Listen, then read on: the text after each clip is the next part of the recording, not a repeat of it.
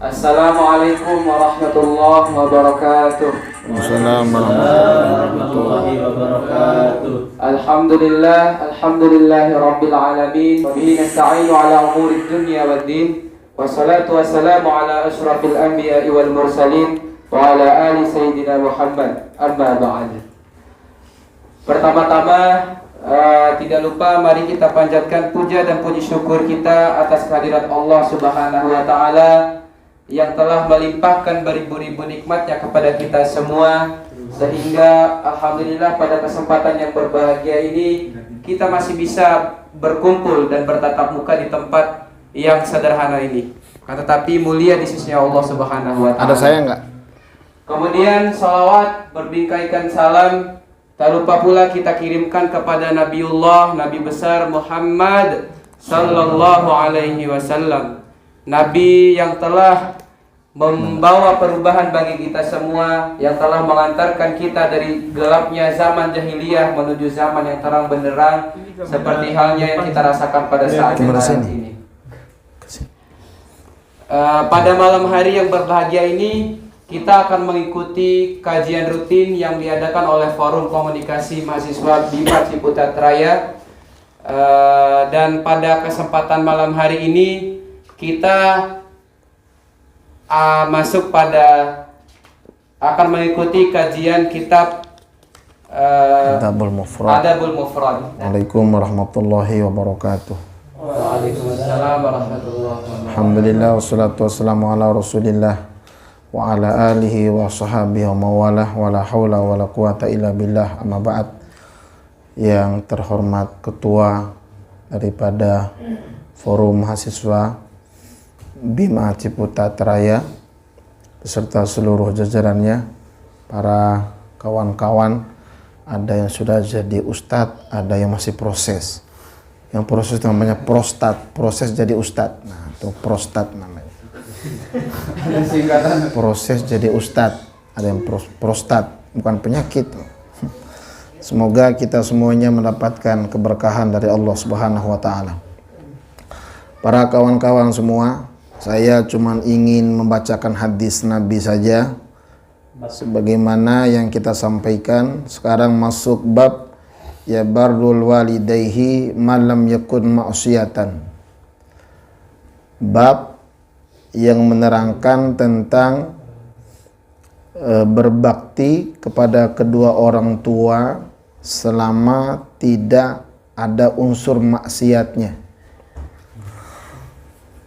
Bismillahirrahmanirrahim. Haddatsana Muhammad bin Abdul Aziz qala haddatsana Abdul Malik bin Khattab bin Ubaidillah bin Abi Bakrati Sab al-Basri laqaituhu bi Ramlah qala haddatsana Rashid Abu Muhammad an Syahri bin Haushab an Ummi Dardai an Abi Dardai qala awsani Rasulullah sallallahu alaihi wasallam bi tis'in la tusyriku billahi syai'an wa in quti'at aw hurriqat wa la tatrukanna sholatal maktubata mu'tamidan wa man tarakaha mu'tamidan bari'at minhu dhimmah wa la tushribanna al-khamra fa innaha miftahu kulli syarrin wa ati' walidayka wa in amaraka an takhruja minad dunya fakhruj lahumā wala tanaza'an ulatal amri wa in ra'aita annaka anta la tafrir minaz zihafi wa in halakat wa farru ashabuk wa anfik min tulika ala ahlik wa la tarfa'u asaka an ahlik wa akhfihim fillahi azza wa jalla. Ini hadisnya panjang, kita tidak usah bacakan haddasananya, langsung kepada an Abi Darda qala, dari Abi Darda dia berkata Ausoni Rasulullah sallallahu alaihi wasallam bitis'in. Abu Darda diwasiatkan oleh Rasulullah sallallahu alaihi wasallam tentang 9 hal. Jadi wasiat oleh Rasulullah sallallahu alaihi wasallam ini ada 9 buat Abi Darda, dan ini hakikatnya juga untuk kita karena hadis ini sudah sampai kepada kita sekalian. Nah, para sahabat yang dimuliakan Allah Subhanahu wa taala, ada istilah orang tuh kalau mau ceramah ada tausiah. Tausiah itu biasanya dilakukan oleh orang satu saat mau meninggal. Jadi malam hari ini saya nggak mau tausiah karena saya masih mau hidup panjang, gitu kan. Yang kedua, wasiat itu biasanya dari orang tua ke anak, dan itu wasiat biasa saat mau meninggal. Kalau ada ada orang lagi mau sakaratul maut, tiba-tiba kumpulin keluarganya, kasih nasihat, kasih wasiat. Nah, itu rumah yang satu jangan pada ribut ya, bagi 2 sama kakakmu. Terus diwasiatkan lagi, nah itu di hadapan jalan raya ada ruko 10 pintu, jangan diambil ya, kenapa nah itu punya orang, gitu kan umpama. Dan saya lebih suka bukan tausiah, kalau suruh ceramah bisa pidato. Pidato itu singkatan daripada ngopi, dahar, dan foto-foto. Nah. Atau bisa ceramah. Ceramah itu cerita, ayat, dan hikmah, gitu kan. Lebih suka menggunakan pidato lah gitu, kalau nggak ceramah. Kalau tausiah masih panjang umur kita. Nah, di dalam hal ini Abi Darda mendapatkan wasiat dari Rasulullah sallallahu alaihi wasallam. Yang pertama wasiatnya adalah la tusyriku billahi syai'a. Janganlah kamu menyekutukan Allah Subhanahu wa taala dengan segala sesuatu. Jadi buat hamba ke Allah kita tidak boleh bersyarikat. Syarikat itu artinya berhubungan kepada lain daripada satu orang. Itu bersyarikat. Tetapi dalam hal bersosial kita harus bersyarikat, ya kan? Kalau ke Allah tidak boleh bersyarikat. Tuhan kita cuman Allah, ya sudah Allah saja. Jangankan kita sebagai manusia, Indonesia pun merupakan negara yang berketuhanan. Apalagi kita, ketuhanan yang Maha Esa lagi. Itu bagian daripada makna ilahukum ilahu wahid. Negara saja berketuhanan, apalagi kita. Tetapi dalam hal bersosial, dalam hal bermasyarakat, dalam hal berorganisasi harus bersyarikat. Ada PBB, Perserikatan Bangsa-Bangsa, ya kan? Jadi bisa berkawan sama siapa saja, bersyarikat. Ada yang bilang syirik lu sama gua. Nah, itu artinya syirik dalam artian bukan menyekutukan Allah, tapi orang tersebut bersyarikat terhadap apa yang kita miliki. Tapi rata-rata kawan-kawan bagian daripada orang yang bertauhid kepada Allah Subhanahu wa taala karena sudah jadi ustadz atau masih prostat gitu. Udah dilantik jadi ustadz sebagian belum. Kayak saya kan belum dilantik. La tusyriku billahi syai'an, sedikit pun sesuatu apapun tidak boleh. Harus murni bertauhid kepada Allah Subhanahu wa taala. Karena di antara kezaliman yang besar adalah inna syirka la zulmun azim. Dan syirik itu perbuatannya, orangnya namanya musyrik. Jadi bukan musik. Musyrik. Sekarang adalah mudik, bukan mudik, musik. Orang minta musik mudik, orang minta musik musyrik. Apa saja orang jadi candaan. Wa in quti'at, walaupun kita mau dipotong leher kita, ada ancaman dari orang, tetap kita tidak boleh bersyirik. Au hurriqat, atau dibakar sekalipun. Nah, kita lihat bagaimana sahabat Nabi Bilal bin Rabah itu, dia tetap sebut Ahad. Ahad di situ Allah. Allahu Ahad. Walaupun ada ancaman untuk dibunuh atau untuk dipenggal leher kita atau untuk dibakar, tetap kita menyatakan bahwa Tuhan saya adalah Allah Subhanahu wa taala.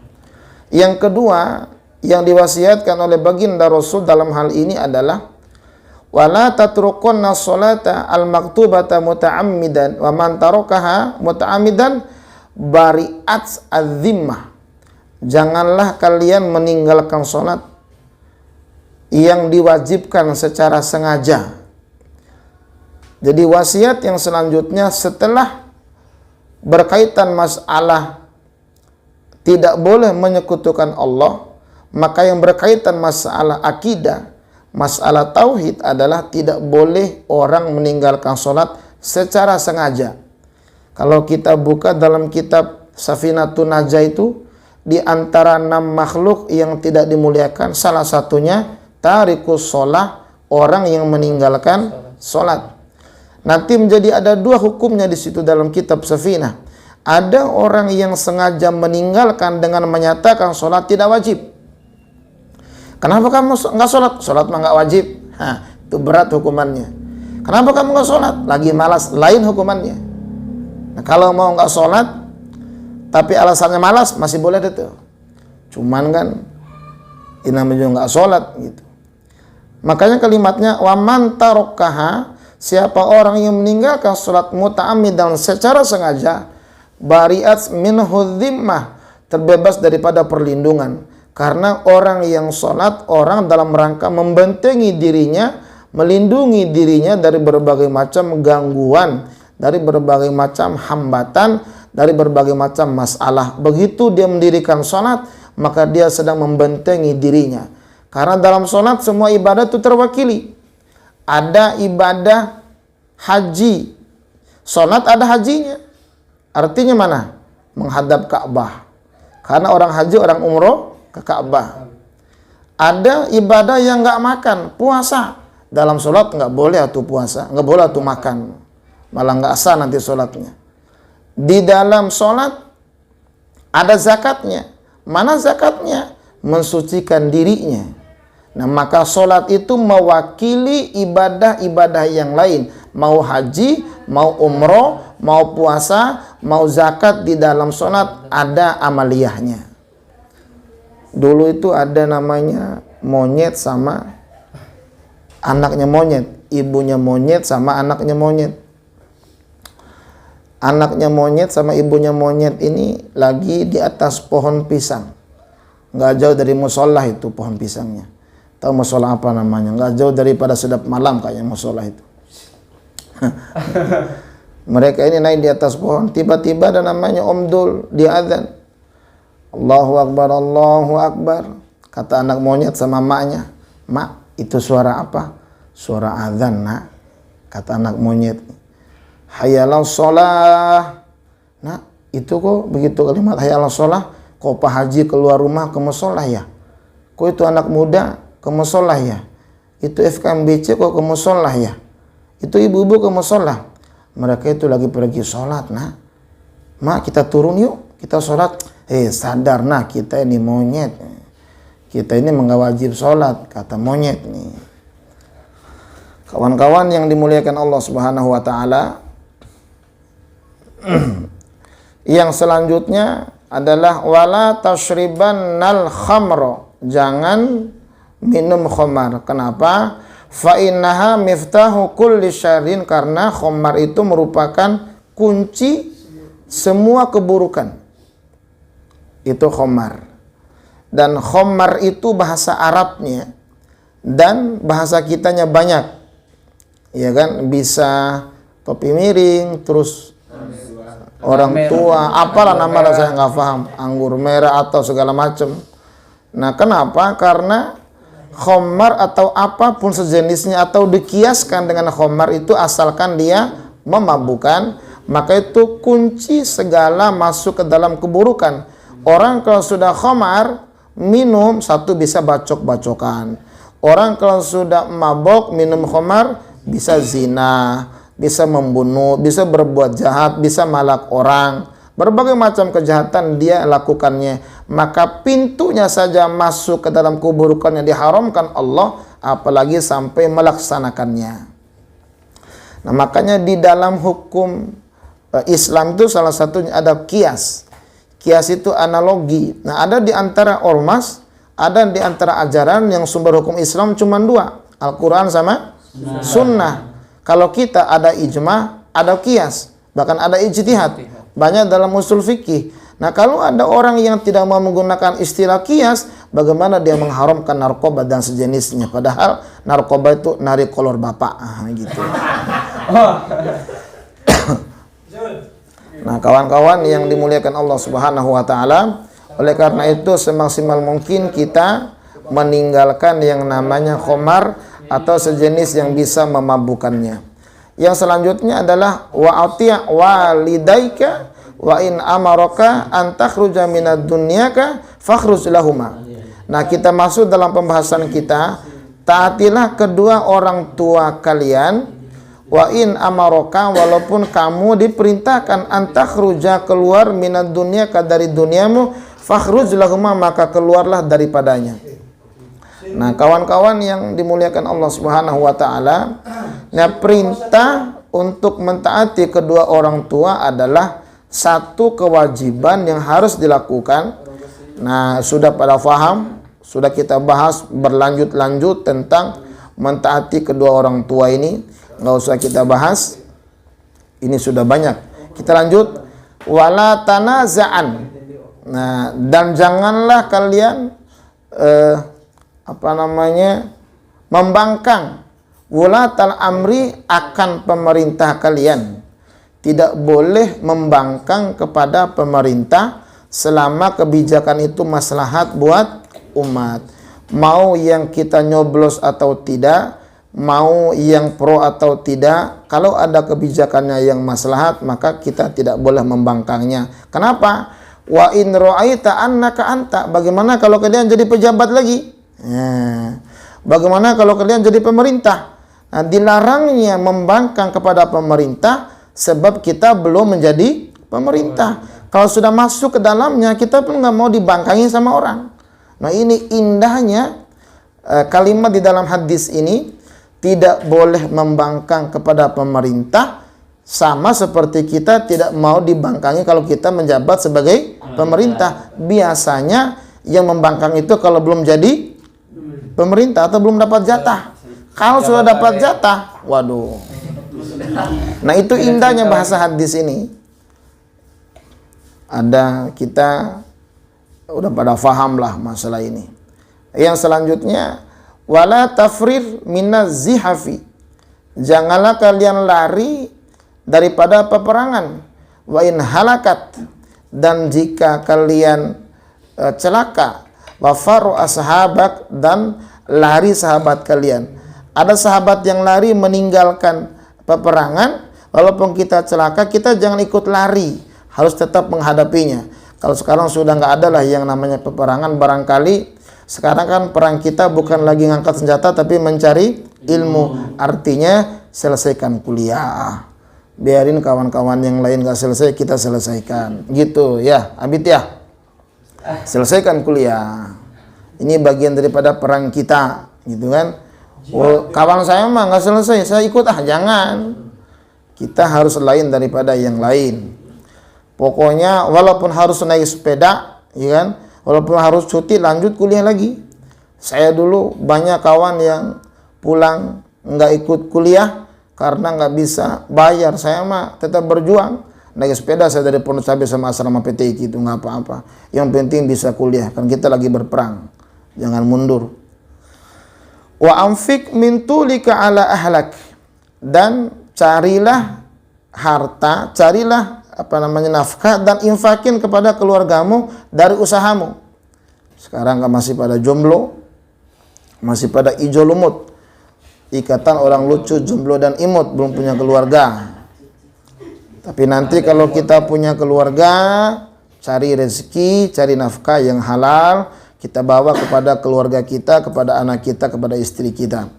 Yang selanjutnya, wala tarfa'u asaka an ahlik, dan jangan mengangkat tangan untuk memukul keluarga, ya kan? Apalagi mengangkat kayu asok. Asok itu semacam benda untuk kita pukul keluarga kita, bisa istri. Jangan dipukul pakai kayu atau pakai tangan, pakai bibir. Enggak pakai tongkat yang lain, gitu kan? Jangan. Sadumpu. Saya alhamdulillah sampai sekarang nggak pernah mukul istri pakai tangan. Mak yang lain mah alhamdulillah. Pakai yang lain. Dipukul pakai yang lain. Iya. Jangan disakiti. Yang selanjutnya adalah wa akhfihim fillahi azza wa jalla. Kalau kita tidak boleh memukul keluarga, mukul anak, mukul istri, wa akhfihim, ringankan beban mereka karena Allah Subhanahu wa taala. Nah, itu bagian daripada wasiat Rasulullah sallallahu alaihi wasallam.